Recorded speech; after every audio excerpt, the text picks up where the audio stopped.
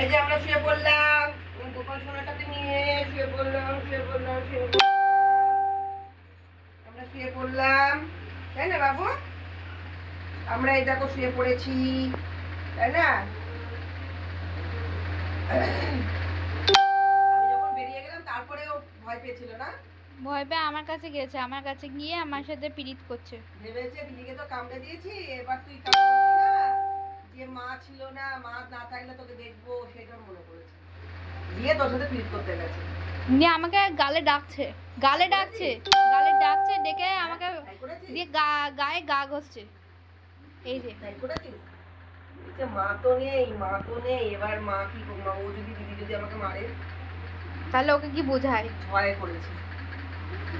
দেখছো বন্ধুরা, আমরা এখন শুয়ে পড়েছি, আমাদের এখন পড়ার পালা, আমরা এখন ঘুমিয়ে পড়বো, আমরা এখন ভিডিও এডিট করব, তারপরে ভোলু ঘুমিয়ে যাবে, ভোলু মা ঘুমাবে না। অনেক রাতে লাইভে আসবো, ঠিক আছে?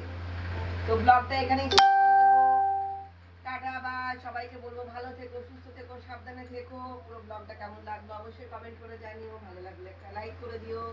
সবাই ভালো থেকো, সুস্থ থেকো, সাবধানে থেকো। দেখা হবে খুব শিগগিরই পরে একটা ব্লগে। চলো টাটা, বাই।